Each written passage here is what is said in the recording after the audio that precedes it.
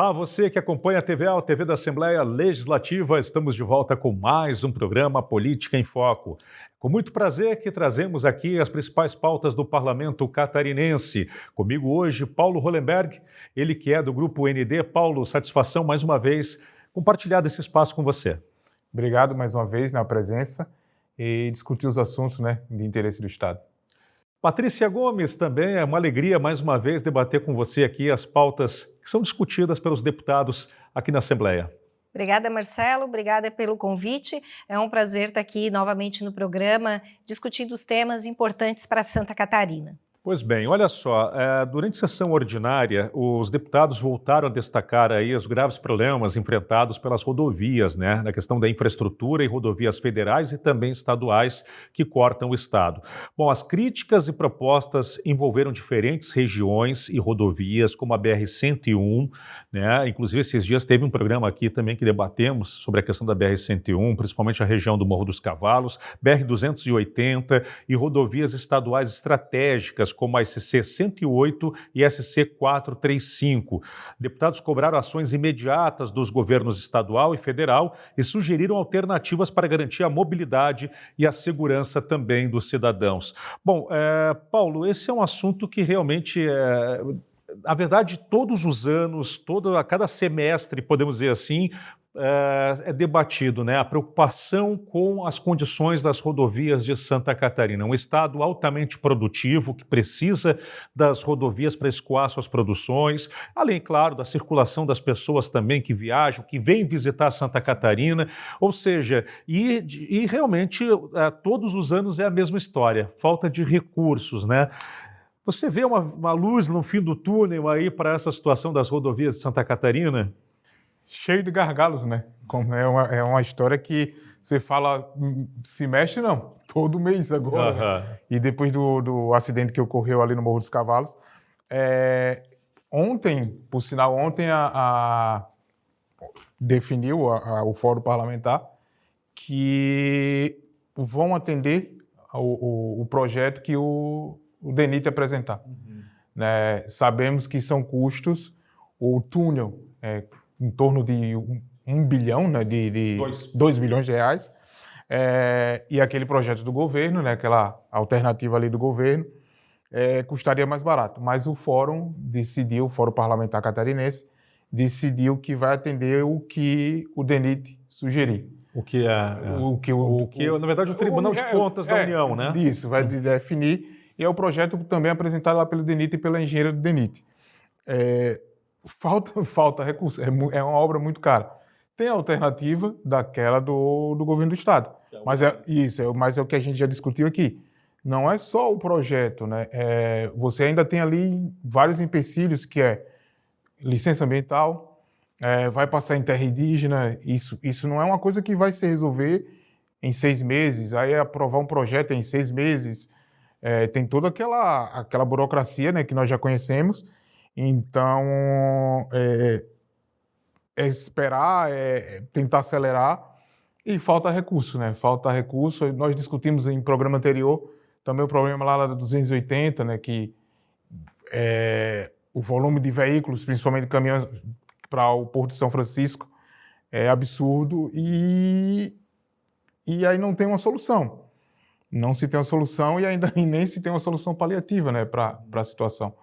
E o Porto de São Francisco tem, como a gente já discutiu, já para vir outro porto para ali para a região. Então é um problema, um gargalo que Santa Catarina tem que se discutir. A gente já conversou, tem que ser a prioridade número 1 no Estado.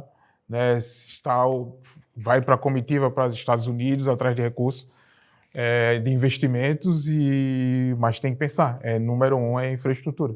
Uma coisa que é importante discutir sobre essa questão do Morro dos Cavalos, que a discussão até então sempre falou da questão do Morro dos Cavalos, da necessidade de uma solução. Há uma demora muito grande, A Arteres não cumpre as suas obrigações, essa é a realidade.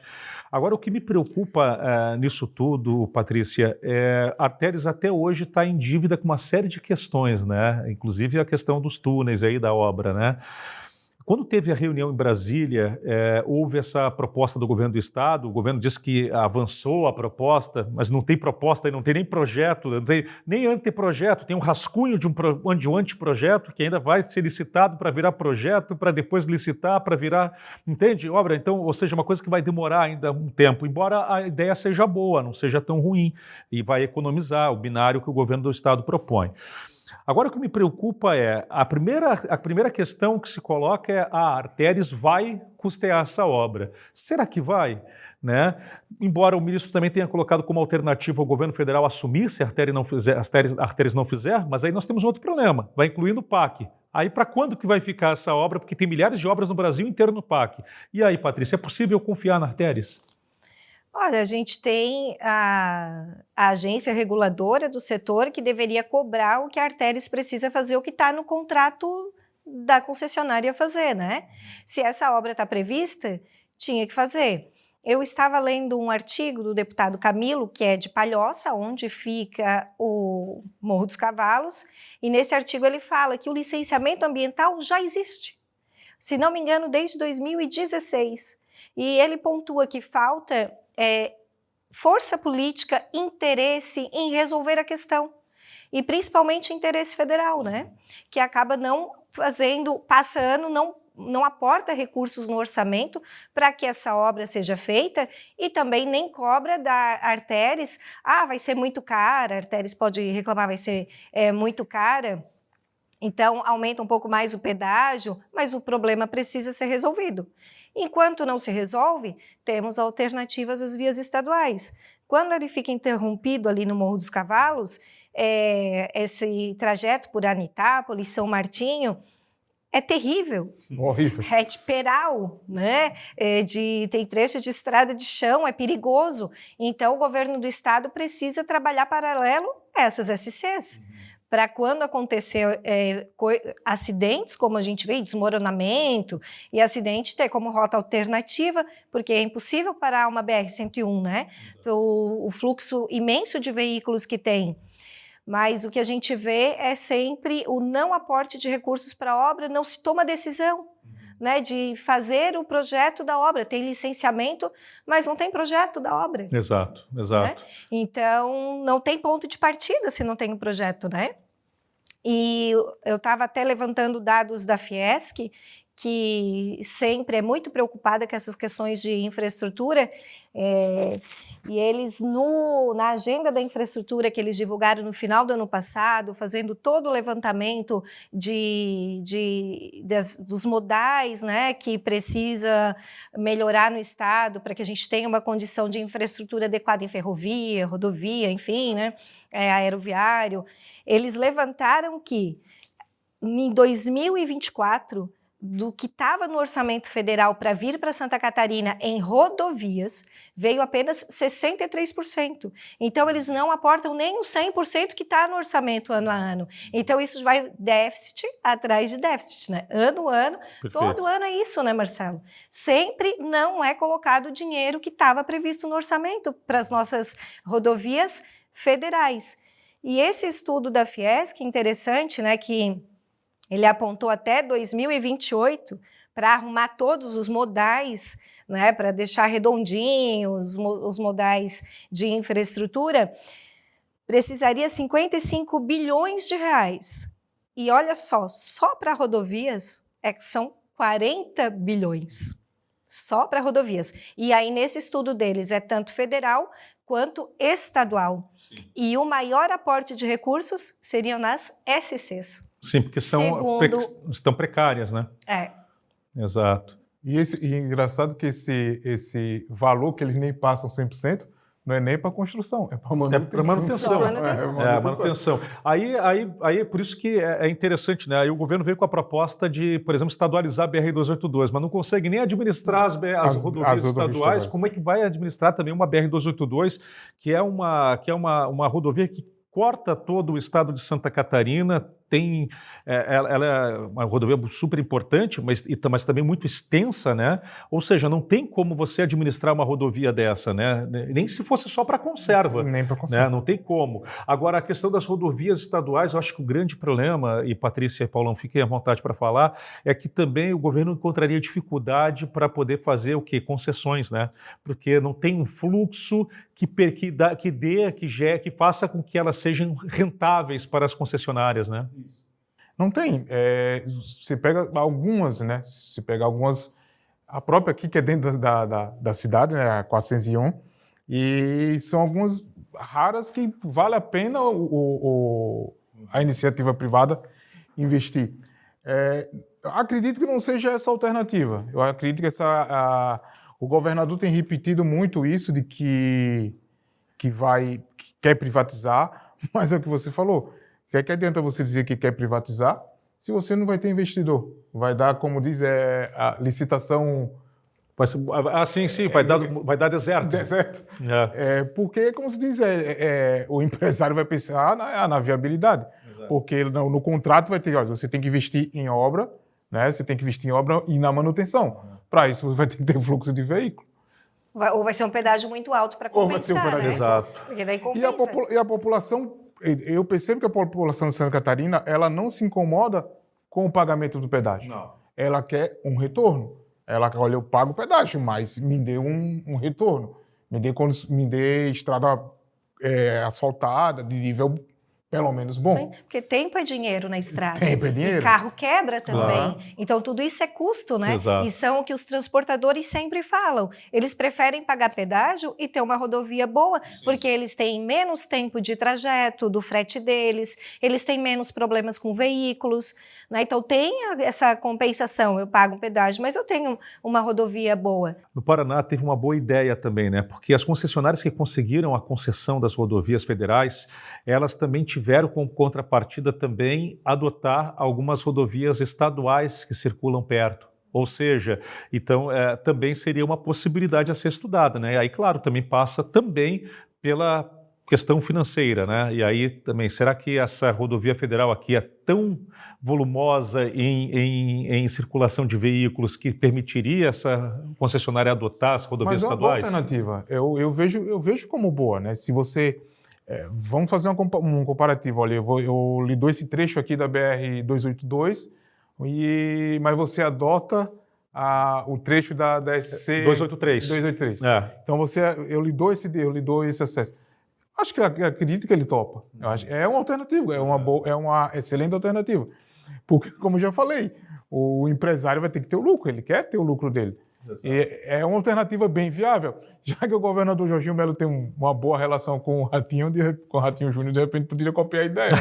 O empresário quer ter lucro e a gente quer ter rodovia boa e segura para andar. Exato, né? Exato. A gente não quer andar por aí com medo de um buraco, tu ter que desviar, uma rodovia de pista simples, que é um convite às ultrapassagens perigosas, né? E assim, olha, gente, eu estava vendo aqui, para vocês terem uma ideia, também está aqui na pauta da nossa conversa, a BR-101 Norte, o outro sentido, né? E aí tem a questão da circulação de veículos, enfim, que às vezes fica ali uma fila enorme também, e se fala em construir uma terceira pista, né? Sinceramente, eu não vejo onde, porque de um lado tem um morro, do outro lado tem água, né? Ou tem as casas beirando a água, né? Mas tudo bem. Mas mesmo assim, tudo é recurso. Fala em 1 bilhão. Tá, mas e aí? Vai sair de onde isso? Né? A Artéries não vai querer, até porque não está no contrato de concessão dela, né? Então, ou seja, vê como é complexa essa discussão, né? E como tem que ser feita com seriedade, né? Não adianta você dizer que vamos fazer um projeto agora a toque de caixa e nós vamos fazer as coisas acontecerem. Não vai acontecer, assim como o Morro dos Cavalos. Isso aí vai ficar para mais de 2 anos. Né? Não tem como ser tão rápido, até porque o TCU nem deu resposta ainda, né, Patrícia? Pois é, da questão da BR-101 Norte, está em discussão a repactuação do contrato, né, com a Artéries, e a Federação das Indústrias parece que não concorda muito com a proposta do Ministério dos Transportes e concorda até que seja revisto os valores para artérias, tudo para que também tenha condição, então, de fazer as melhorias que precisa ali, né?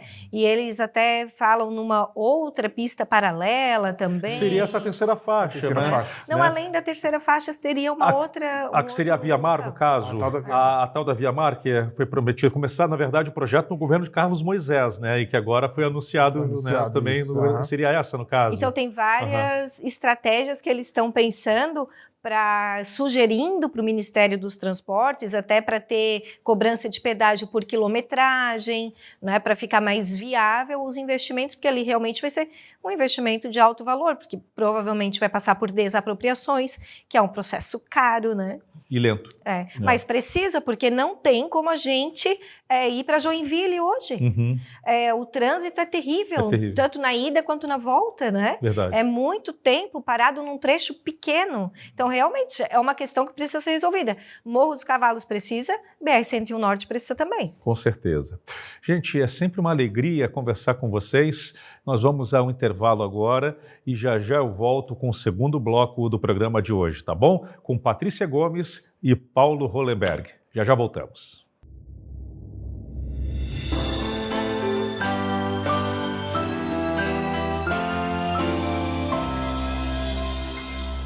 Estamos de volta com o segundo bloco do programa de hoje, programa Política em Foco. Você assiste aqui na TVA todas as quintas-feiras e sábados também. E no YouTube, nas redes sociais, fica à disposição, inclusive para você compartilhar. Compartilhe esse programa para que mais pessoas acompanhem os principais debates que são feitos aqui na Assembleia Legislativa. Hoje comigo, Paulo Hollenberg, do Grupo ND, e também Patrícia Gomes, conhecida também aí por todo o estado, né, Patrícia, por tantas rádios que você já falou no estado de Santa Catarina.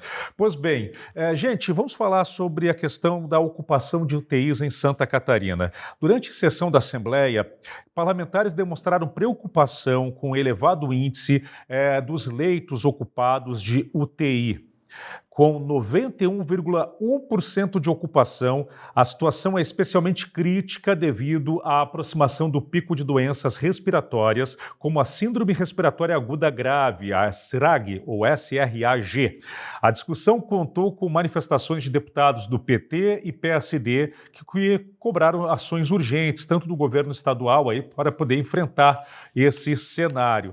Pois bem, para vocês terem uma ideia aqui, né, da taxa de ocupação é 91,1% dos leitos disponíveis, do total de 128 leitos, UTI adulto 38 leitos, UTI pediátrica 47 e UTI neonatal 43. Bom, Patrícia, a situação realmente é preocupante e tem duas questões que devem ser, eu acho, colocadas aí na ponta. Primeiro, a questão estrutural, né? E vale dizer que não é só do atual governo essa situação, já se arrasta por muitos e muitos anos, né? Há quantos anos a gente já discute a questão de UTI no estado, né? Além disso, também tem a questão das vacinas. Há um relato médico que muitas das pessoas, ou a grande maioria das pessoas, sejam adultos ou crianças, não se vacinaram contra a gripe. E aí vem a colaboração, entre aspas, né, das redes sociais, do negacionismo, que acabou fazendo com que as pessoas desprezassem as vacinas. E aí o que fazer, Patrícia? O que fazer é vacinar, porque a gente sabe muito bem que foram as vacinas, com as vacinas que as doenças foram erradicadas do mundo, né? Tuberculose, que matava as pessoas, pneumonia, poliomielite, para tudo isso tem vacina, rubéola. Então, não ter a vacina de graça no posto de saúde e não fazer, por que motivo? A vacina, ela não mata ninguém. Mas tem casos isolados, mas quem prova que é a vacina? Então, assim, no grande volume, as vacinas salvam, e isso é incontestável. Então, quando a gente fica com negacionismo, a gente está negando a ciência, os estudos que tantas pessoas, né, fizeram para chegar a essa composição das vacinas que salvam vidas. Eu acho que ninguém deveria deixar de fazer nenhuma vacina, principalmente as que estão disponíveis nos postos de saúde, porque elas já são pensadas para estar ali, para aquela população de risco, porque é a população que mais agrava, que é a população da faixa etária que mais precisa, porque se fizer um caso da doença que a vacina protege, ela tem mais risco de morte. Então, acho que a gente tem que sair um pouco desse negacionismo que já vem assim de anos, sabe? Isso aí faz uns 10... Antes eu já fazia matéria que poliomielite estava caindo, aquela que as crianças tomam com 2 meses que deixa aqui... Tem o sarampo, tem várias... Mas, Patrícia, você já vou passar a bola para o Paulão também, mas existia uma questão ali que eu acho que talvez fosse um pouco de falta de cuidado. A poliomielite está erradicada, havia uma ideia errada disso, né? Agora, o que eu vi depois da pandemia, eu não sei se você concorda, aí que começou um processo de ser realmente contra a vacina. O que era descuido somente se tornou um processo de ser contra, né? Isso que se tornou mais grave, na minha opinião. Não sei se você concorda com isso. Aí vem todas as ideologias de cada um, né? As suposições das pessoas, as mensagens de tiozinho do WhatsApp dizendo que a vacina é um novo vírus, vai fazer uma mutação genética. Mas, enfim, também é incontestável que a partir da vacina contra o coronavírus foi que a pandemia foi controlada. Não teve outra forma de controle. Foi somente a partir da vacina. Então, evidências estão aí. Não vê quem não quer. Verdade. Paulão, e a sua opinião? É incompreensível. Num século, num mundo tão avançado, você ainda duvidar de vacina. Eu chego até a minha opinião é que é desumano. É você não pensar no seu filho, você não pensar no seu familiar. E eu tive casos de família que minha avó materna teve pólio e teve deficiência e por desinformação na época, né? Aquela época era desinformação. Você não tinha campanha de vacinação, não existia isso na época. Mas hoje, no mundo hoje, que você tem rede social, você tem campanha, não pode reclamar de campanha intensiva do Ministério da Saúde, do próprio governo do Estado, vai vacinar, e o pai, uma mãe, não levar uma criança ou até o próprio pai levar o idoso, convencê-lo a tomar a vacina. Então, é incompreensível. Eu não consigo entender. Eu não consigo entender esse negacionismo de que até se transformava em jacaré, né? Na época, se você tomasse vacina, a vacina do Covid, se transformaria em jacaré. Assim, eu não consigo entender. E como eu tive casos dentro da minha família, a importância de que é a vacinação. E aí está o efeito está aí. Não tomando a vacina contra a gripe, está aí, as UTIs cheias. Não é a palavra forte, né? Toma a vaga, mas ocupa a vaga de pessoas, de repente, com problema cardíaco, que precisa daquele espaço. E aí está sendo ocupado por pessoas porque, infelizmente, não foram tomar vacina. Para vocês terem uma ideia, na foz do rio Itajaí, na região ali, apenas tem um leito pediátrico disponível. Na verdade, não sabe até ainda se tem já, né? Porque nessa hora é capaz de até ter sido ocupado. No Grande Oeste, 7 leitos disponíveis, 1 adulto, 3 pediátricos e 13 neonatais também, como eu disse, também da mesma forma, né? Não sabe nem se ainda tem também esse número à disposição. Agora, na opinião de vocês acreditam que a vacina deveria ser obrigatória? Por exemplo, deveria ser uma política de Estado de fazer assim, não, você tem a obrigação de vacinar, assim como você tem a obrigação de levar seu filho à escola, você tem a obrigação de vacinar seu filho porque é um direito dele à vida. Você concorda com isso, Patrícia? Ou você acha, não, tem que ser, os pais têm o direito de dar a última palavra? Eu acho que a gente tem o direito de dar a última palavra, mas a nossa consciência ética do que é certo, do que a ciência mostrou, deve nos impulsionar a fazer a coisa certa, né? Então, não ser obrigado, mas ter a consciência do que é certo. Ah, mas eu não dou mais a vacina da polio porque nem existe mais essa doença? Lógico, não existe, porque a população continua se vacinando. No Brasil, a gente não tem casos desde a década de 80 da poliomielite. Ocorre que outros países têm. E hoje, nessas questões de voos, a transmissão é muito rápida e pode acontecer uma pessoa desprotegida pegar e aquilo ir passando para várias outras que estão também desprotegidas, né? Então a gente nunca pode descuidar. Você tocou num ponto importante, porque a Covid foi assim, né? Começou lá na China, daqui a pouco as pessoas continuaram circulando ainda pelo mundo, e quando viu, o mundo inteiro, né, estava aí enfrentando o problema. E como você bem disse, a polio e outras doenças que a princípio estão erradicadas no Brasil, elas acabam podendo contaminar pessoas que realmente não se imunizaram.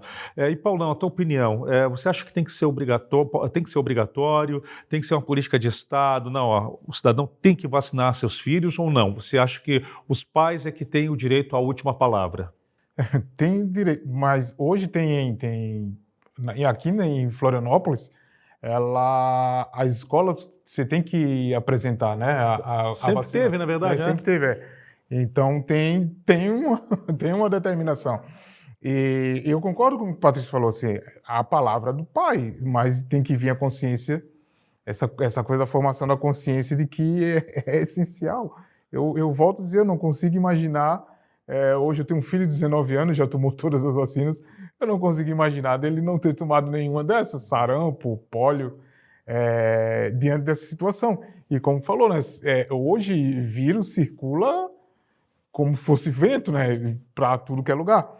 E assim, tem que ser uma política de Estado. As campanhas, elas são essenciais. Ela tem um efeito muito... Eu vejo as campanhas, principalmente da polio, né, que é mais o Zé Gotinha, né, que ele é mais forte de todas, assim. Ela tem um efeito. Mas, assim, eu vejo num lado que, assim, olha, uma matrícula, ou você vai ter que ter acesso a isso... É igual como nós temos, né, reservista. Uhum. Olha, se você fazer um curso, tem que ter reservista. Tem que ter o certificado. Tem que ter o certificado. Então, é inadmissível. Eu acho que tem que ter, sim, uma política de que, olha, vacina é essencial. É essencial. E também tem a questão estrutural também, né? Que realmente, se você pegar esse número que nós temos de UTI no estado, ainda é muito pouco. Né? Você vê a estrutura dos hospitais, o quanto necessitam desses espaços tão importantes, e aí eu fico pensando assim, como fazer, né? De que forma os governos podem fazer com que se aumente isso? Parcerias público-privadas com hospitais públicos? De que forma, Patrícia, você consegue enxergar uma forma assim de que o governo consiga suprir essa demanda aí? Porque todos os anos nós sofremos com isso, né? Eu acho que por mais que crie leitos, esses leitos sempre vão estar ocupados, porque ele não é só ocupado por pessoas que estão com gripe e agravaram o caso, são por pessoas que fazem cirurgias eletivas, né, que tem a cirurgia marcada. Então, a gente fica com longas filas lá das cirurgias eletivas, porque a pessoa, para fazer aquela cirurgia, ela precisa que naquele dia tenha um leito de UTI disponível para ela ficar lá um pouco, por garantia. Daí não tem, a pessoa não faz a cirurgia eletiva dela e isso vai travando a fila. Então, acho que é uma questão que nunca será suficiente, mas é importante que a gente tenha mais. Eu mesmo, quando fui ter os meus filhos gêmeos, não tinha UTI, eles eram prematuros, não tinha UTI pra gente. Eu estava em Florianópolis e conseguiram UTI em Tubarão para ir. Então, quase parindo, imagina ter que ir até Tubarão. Aí depois ainda conseguiram aqui em Florianópolis, no hospital ali na Trindade. Mas é uma situação bem... Para quem está precisando, é dramático. Claro. Tu não ter o leito, tu precisa e tu não tens. Sem sombra de né? dúvida. Então, acaba que cria uma bola de neve, né? Interfere nas cirurgias eletivas, a fila fica longa, porque não tem a vaga para a pessoa fazer a cirurgia dela. Né? Então, e fica todo esse ciclo, né? Aí chega um período agora do aumento, né, de os casos mais graves de gripe, né? Mas aí fica esse ciclo, aí precisamos de espaço, aí vai lá, pega na iniciativa privada, né, compra a UTI lá, as vagas, mas aí vai ficar esse ciclo, é sempre esse ciclo, que a Patrícia falou, vai ser sempre esse ciclo.